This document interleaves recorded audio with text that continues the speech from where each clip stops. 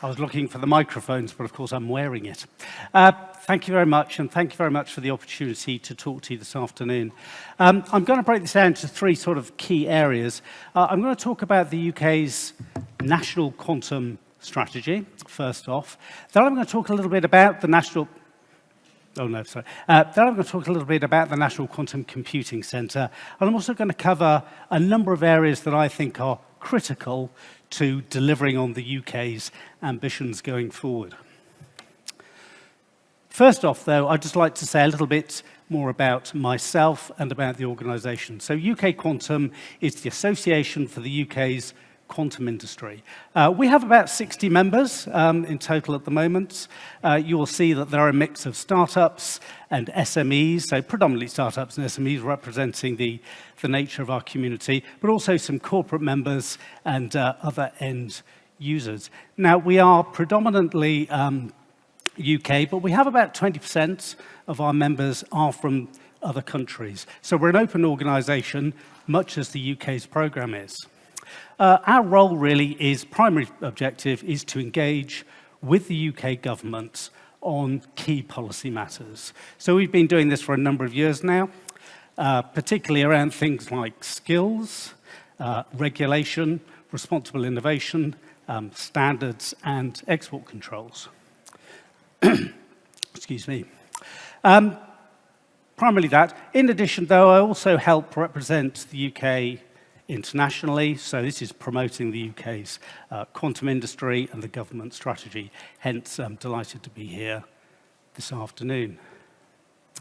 Now, actually, the UK has already just published, 2 years ago, published its national quantum strategy, outlining a 10-year vision for the UK to be a world-leading quantum economy. I think what's important here is not talking about having the world's leading quantum industry, but actually having one of the world's leading quantum economy. Because embedding and deploying technologies for the benefit of society, for the benefit of businesses, really is the end objective here. Now, that's about 2 years old. The National Quantum Technologies Programme, the UK's programme, was just reaching the end of its second phase, the end of its 10 years. So this was really setting out the objectives for the next phase for the UK. Since then, we've had a change of government, and most governments go through this, a new spending review looking at, well, the overall national finances. There was never any doubt about when the new government came in about their commitment to quantum technologies, but new governments have new priorities, and of course, with the global uncertainties today impacting many nations' economies, we were never quite sure what the commitment going forward would be to the quantum industry proper. So I was delighted when only on Monday, and indeed it was announced as I was flying here, the announcement of the UK's new modern industrial strategy, and in particular, identifying quantum technologies as a frontier technology as part of that.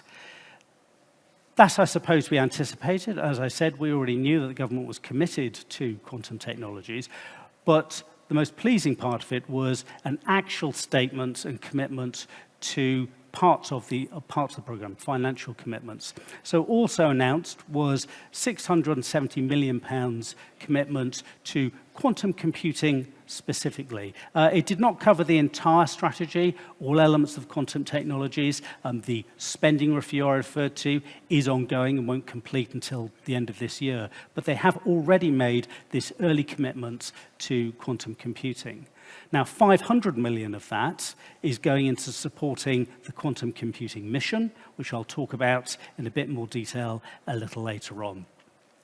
In addition, though, it also committed to the National Quantum Computing Centre for a complete 10 years. So this is looking beyond just this initial spending view, but actually providing a long-term commitment to the NQCC, which really is the cornerstone of the UK strategy around quantum computing.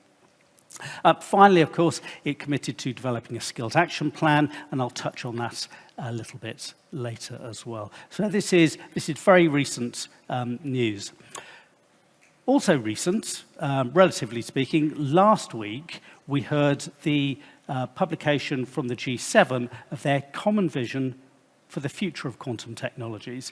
I'll go through some of these recommendations towards the end, but I think it's worth just noting the words here, which is, we acknowledge that achieving quantum technology's full potential will require international collaboration between governments. So this was not just a conversation between our G7 leaders, but actually recognition that all of our countries need to collaborate on this endeavor.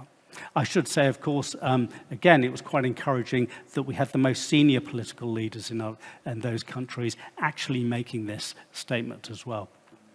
There's a third element to the principles that were put forward in the vision, and I'll come to those at the end. Right, so the things we'll talk about, I've referred to the missions, so I'm just going to talk about what those missions are in just a moment, and I'll go into a little bit more detail about the NQCC as promised. I will just reflect on quantum skills. We recently completed a quantum skills task force report, so some of the key messages that came out of that. Quantum standards has been mentioned a couple of times, I think. And then finally, quantum regulation. Any mature industry really has to get to grips with the regulation in terms of the use of its technologies, and we started those conversations within the UK.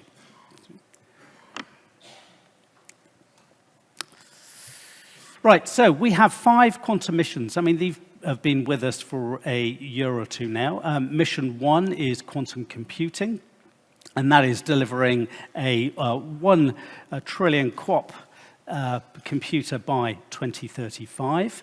And that 500 million I just talked about, that is going towards delivering on that mission. Mission 2 is about delivering the world's most advanced quantum network, and that's both, well, it's anticipated to start off with QKD-based networks, but then moving towards entanglement-based networks, as well as also acknowledging that the data center is likely to be the first stop for more complex quantum networks.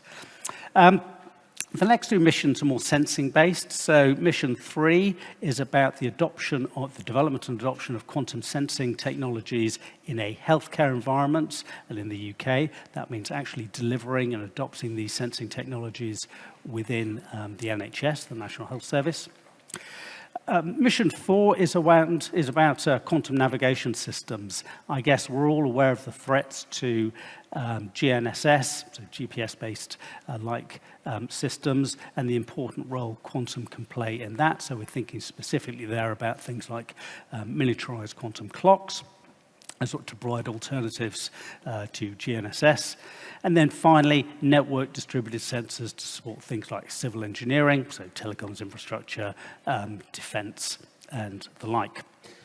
So those are the 5 missions. Now, those are being worked on at the moment, the actual delivery plans. So I won't say any more about them, although I do hope that we'll see the details of the first mission on quantum computing announced very soon, given that we now know what the budget is for it.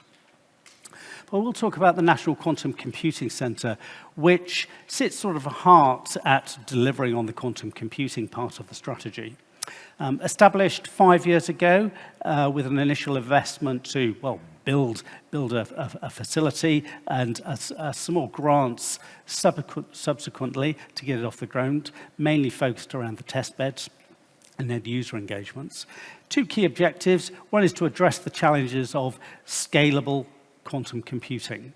Now, this is not about building our own quantum computing. It's about ensuring that the UK has access to a scalable quantum computing platform.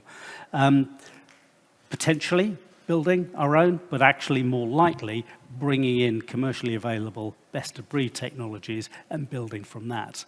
The second part of that is accelerating end-user adoption through what is called the SPARK program, which I'll come on to. So the testbed initiative, so this is about delivering a set of quantum computing testbeds for the purposes of characterization and benchmarking, and really making sure that there is on-premise access to some of the key leading technologies so that we can determine how well they work, how they work, including things like the operational aspects of them. So understanding how to deploy, manage, and operate the testbeds. This is both in terms of evaluating those platforms, but also understanding what in-house development might be required to help build on those the sort of scalable platforms.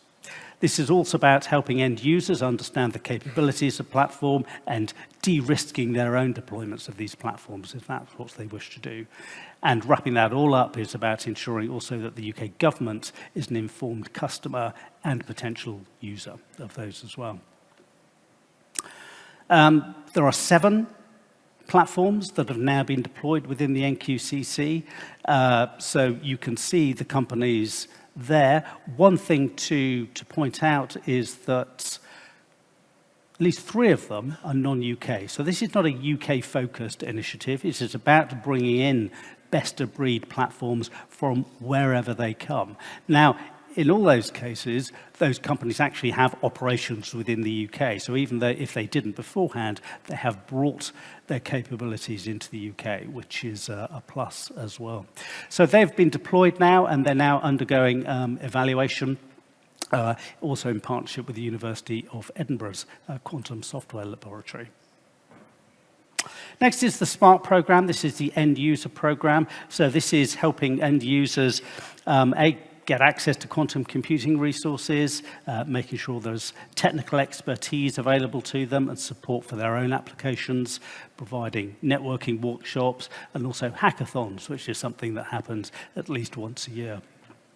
And finally, helping develop the skills within the end users as well.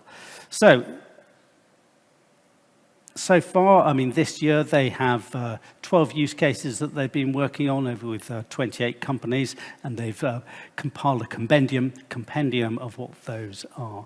So already we're seeing strong engagement through the NQCC. I should say end users have in the UK have a number of ways that they can engage. In addition to this, other programs are being run by something called the Digital Catapult, runs a smaller scale proof of concept activity. For those companies who are keen, particularly around algorithms, on doing in-depth work, then they can work with the likes of the Quantum Software Lab at the University of Edinburgh directly. Right, let's come on to some of the elements. I mentioned quantum skills. There was an extended review of the skills requirements that was delivered this year. Some of the key observations from it was, well, clearly building on existing strengths in quantum, but also recognizing, we've heard a number of times, that the skills that businesses and end users need don't necessarily have quantum in front of them. Many businesses to grow need general engineering, for example, and business management skills. So it's as much about how to create new pathways into our sector. If we go to the end users, I touched on this with the SPARK program, but it's also making sure end users have the skills necessary so that they can prepare for the adoption of quantum computing now and not waiting until they are actually available. Excuse me. And finally, inspiring the next generation. There has been no shortage of opportunities, we suspect, for aspiring quantum employees. Now, this is the response to that is in progress. In fact, the industrial strategy had a general part of it around technology skills development, and so in part, quantum will form part of that. And so we're still developing the plans on how to do that now. Excuse me. Next, standards. Now, we know in any mature technology industry, standards are critical. In fact, there was a question earlier on about where are the standards. Arguably, it is quite early to actually be setting them, but it doesn't mean we shouldn't be exploring them and setting up the processes. And so within the UK, we've established, this is in its pilot phase, but will launch properly next year, a quantum standards network, which is geared up towards helping businesses engage in the standardization process. And many of the smaller businesses, this might be new to them. It's certainly a complex environment and most certainly an expensive activity as well. So the Quantum Standards Network is to make sure that our companies have every opportunity to engage in the international standards arena. And of course, we also want to make sure that international standards represents the needs of industry. We've too often we can see standards running away from what the industry, both the suppliers and the customers, actually need. So this is an opportunity for the UK to make sure that we're keeping focused on the standards that will make a difference and will help develop the market. That we expect to go live formally next year, but as I said, it's already in pilots, and so we're already working on that now. Finally, regulation of quantum technologies. There's no getting away from it. Regulation is a fact of life. So the government last year actually commissioned a report into how it should approach the regulation with respect to quantum technologies. And we were very pleased, this was our advice, and we're pleased that they accepted it, was really we have to focus on an application-specific regime, not regulating the technologies in and of their own right, but looking at their use and understanding where we might need application or domain-specific regulatory systems. Starting off, of course, with the existing ones. We already have regulatory environments covering telecoms, covering information, covering finance. So it's looking at quantum technologies in those contexts, understanding the impact and whether or not any additional regulations might be required. That was the recommendation. That was the approach that has been accepted by the government, and so those studies are going on right now. There was another key element to this, which was responsible innovation was explicitly called out in the recommendations to government and again accepted by them. In a sense, it was contrasting with AI, where I think many felt it had got away from us a little bit. The industry proper recognised this and wants to lean in and making sure we are going about the development and the application of quantum technologies in a responsible and considered fashion. And so on that note, I'm going to go back to the G7 quantum commitments. You would not have read the small text that was up on the stage, but this is the headlines from all of them. It does mention responsible innovation, I think right at the top, but if you go through the recommendations and the words, you will see the principles of responsible innovation throughout it. And this is really what we'd like to see. It's not so much explicit statements, but it's the embedding, the internalization, and then presenting out of the basic principles. So I've highlighted them in yellow here, focusing on beneficial applications of quantum. Opportunities for all stakeholders. The smaller text will say, we'll also talk about countries that themselves may not be leading in the development of quantum technologies, but most certainly would benefit from them. Promoting workforce developments. This includes things like ensuring we have diverse workforce. An open and fair market environment, so collaboration was absolutely key. Trusting quantum technologies, etc. So really you can see that the principles of responsible innovation really were embedded within these. And finally, I'm out of time, but I'll just make a note of, within the UK industry, we've established a collaborative forum called the Responsible Quantum Industry Forum, where we have recognised the role that our industry has to play in that. We've written down some principles of our own. They're fairly straightforward to produce. Really, though, this is focused on helping quantum businesses actually adopt these within their industry. That is what we're working on at the moment, and I shall stop there. Thank you very much.